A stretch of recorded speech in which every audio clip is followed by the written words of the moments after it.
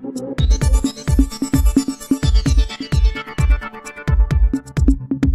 તાલુકામાં 79માં સ્વતંત્રતા પર્વના આન બાન શાન સાથે સ્વતંત્રતા દિનની ભવ્ય ઉજવણી કરાઈ।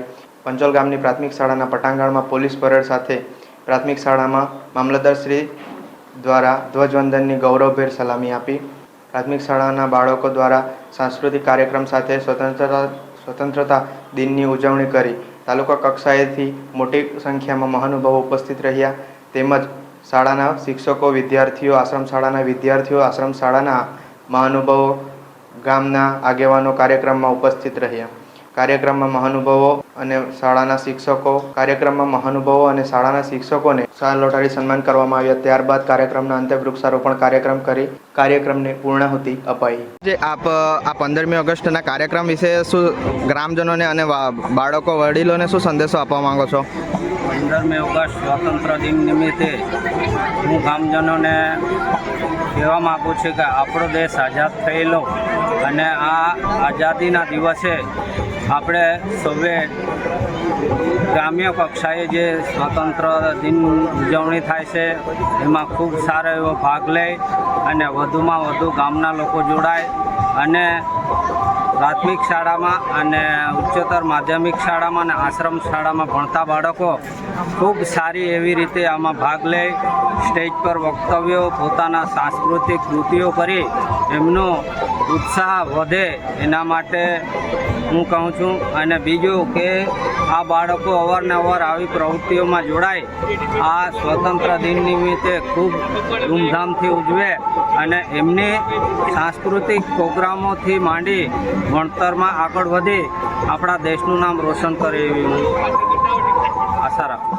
15મી ઓગસ્ટ નિમિત્તે જો પ્રોગ્રામ કર્યો અને આજે એક્સમેન પેરામિલિટરી ફોર્સ તરફથી અમને આમંત્રિત આપવામાં આવ્યો એ વતી તાલુકા પંચાયત, તાલુકા અધિકારીઓને હું ખૂબ ખૂબ ધન્યવાદ પાઠવું છું। આ 15મી ઓગસ્ટ નિમિત્તે આજે પ્રોગ્રામ કરવામાં આવ્યો। આ પંચોલ ગામનું આ સદભાગ્ય કહેવાય કે ગામડાઓના આ પ્રેરણા જોઈને વિદ્યાર્થીઓ આગળ વધે, એક્સમેન પેરામિલિટરીમાં ભરતી થાય, ફૌજમાં ભરતી થાય, એવી અમારા દેશ માટે, રક્ષા માટે ભરતી થાય એ છોકરાઓ માટે હું એક અભિપ્રાય આપું છું। તાલુકાના પંચોલ ગામે તાલુકા કક્ષાએ 15મી ઓગસ્ટ સ્વાતંત્ર્ય દિવસની ઉજવણી કરવામાં આવી, જેમાં મારા સાથી તાલુકા ટીડીઓ સાહેબ, પીઆઈ મેડમ, તાલુકા પંચાયતના પ્રમુખશ્રીઓ, ગ્રામજનો અને બધાનો આપણને ખૂબ સારો સત્કાર અને એ રહ્યું સારી રીતે કાર્યક્રમ પત્યો। અને ફોરેસ્ટ વિભાગના સહયોગથી વૃક્ષારોપણ પણ કરવામાં આવ્યું અને આ કાર્યક્રમ શાંતિપૂર્ણ અને એકદમ સારી રીતે સંપૂર્ણ થયેલ છે। જે અને આપ આમ જનતાને આ 15મી ઓગસ્ટ વિશે શું સંદેશો આપવા માંગો છો? જે રીતે માનનીય વડાપ્રધાન સાહેબનું એક છે એક પેડ માં કે નામ, તેમ દરેક નાગરિકને હું વિનંતી કરીશ કે એક પોતાના માતાના નામે એક ઝાડ પોતાના પેલુંમાં વાવે અને સ્વચ્છતા હી સેવાનો મંત્ર અપનાવી ગામને, ઘરને પોતાનાથી શરૂઆત કરે, પહેલાં ઘરને સાફ કરે, પછી ફળિયાને સાફ કરે, ગામને એ રીતે સ્વચ્છ રાખે એવી હું આમ જનતાને અપીલ કરું છું।